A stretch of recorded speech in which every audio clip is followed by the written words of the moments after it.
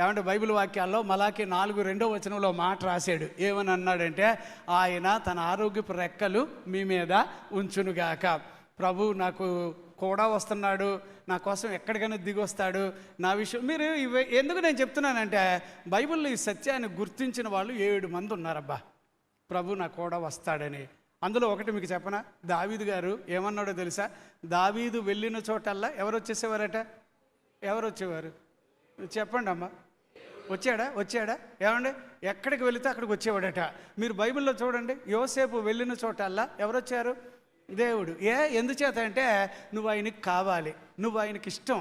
ఏదో నీ గురించి ఎవరో తక్కువగా మాట్లాడుతున్నారేమో, నా దేవుడు అలాగ అంటలేదు. నాన్న, నేను నీ కోసం వచ్చానురా, నువ్వు పైకి రావాలి, మీ ఊర్లోనే నువ్వు పైన ఉండాలి, నీకు ఎవరెవరి మధ్యలో నువ్వు ఉన్నావో విరోధుల మధ్యలో నువ్వు అన్నం తినేవాడిగా మారాలి, నేనున్నాను నీ కోసం ఏదైనా తెగిస్తా అని. నాకొక్కటే మీరు ప్రార్థనలో ఈరోజు ప్రభుతో ఏం చెప్పాలో తెలుసా?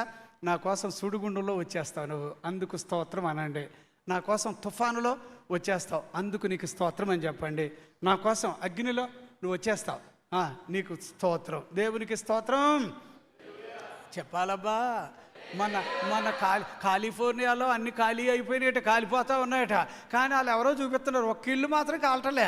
ఏటబ్బంటే అదే విషయం అప్పుడు చెప్తా వచ్చారు. ఈ మధ్యలో మనం అక్కడక్కడ చూసుంటాం. ఏమి లేదండి, వాళ్ళు దేవుని పిల్లలు. అంటే మిగిలిన వాళ్ళు కాదా అంటే అందరూ దేవుని పిల్లలే. కాకపోతే ఈ వాక్యాలు నమ్మేవాడు కావాలి.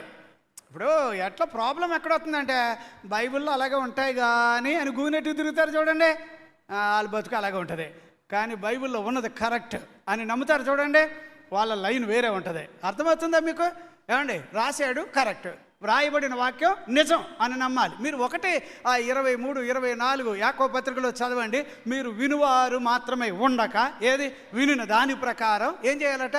మీరు ఉండాలి. అట్లా ట్రై చేయండి, అగ్నిలోంచి వచ్చేస్తాడు ఆయన. నువ్వు ఒకవేళ అగ్ని లాంటి సమస్యల్లో ఉన్నావా? నేను వస్తున్నాను అక్కడికి అంటాడు.